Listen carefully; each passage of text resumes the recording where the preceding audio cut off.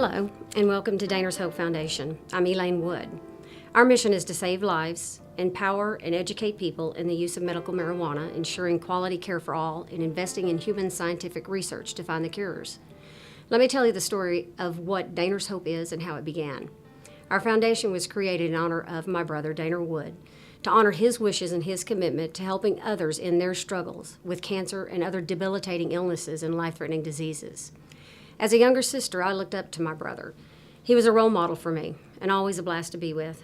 Growing up in Arlington, Texas, together, Daner and I were very close to one another. As adults, he was truly a great friend, my best friend.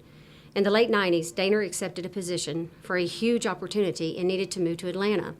He was very successful in all his endeavors, and after a few years of living in Georgia, Daner married and had 2 wonderful children.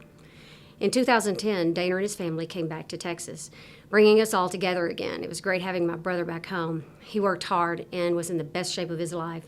After a few years, he began having stomach pains. Being a generally healthy person, he didn't fuss too much about it and treated his symptoms with over-the-counter medication. But the pain continued. He decided to get checked out by a doctor.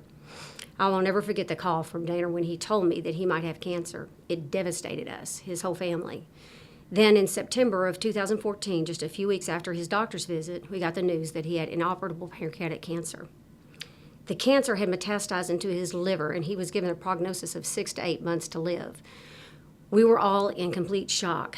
All family and friends went into panic and fight mode, convinced that he was going to beat this. Cancer was not going to win against Daner. Daner didn't want to go through the agonizing, sickening treatments of chemotherapy or radiation, so we began researching alternative methods. Then, he saw a program on patients who chose cannabis as their choice of treatment. The program documented the life-prolonging benefits of cannabis, leading to the ultimate survival of many patients. It even cured some people completely.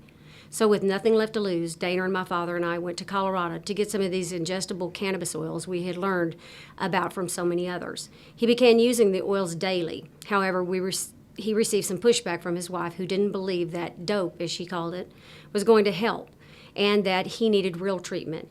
Then he gave in to her and started chemo. All of the side effects of chemo set in: hair loss, vomiting, pain, diarrhea. He had also been using cannabis for about 6 weeks without any guidance on dosage or frequency. Within 2 weeks of his start on chemotherapy, Daner's reports were good. His cancer cell markers had decreased and something was working. We were told the chemotherapy couldn't have worked that fast. We were confident that the cannabis was to attribute to his healing. However, his wife still was convinced that chemo was the only cure. Trying to keep the peace in his marriage, he once again gave in and went for his second round of chemo. At this time, he became frail and weak. His skin started turning yellow. Liver failure had set in. Daner lost his life to liver failure, a complication from cancer, on January 25th, 2015. On that day, I was alone with my best friend, my brother, when he took his last breath. I made him a promise to make people aware of the healing effects of the cannabis in medical marijuana. We have created this foundation in honor and to help with research efforts and to spread the word that cannabis can cure these life-threatening illnesses. I encourage you to donate. Please help our cause and so many others who are struggling to keep breathing and keep living. We appreciate your gracious support.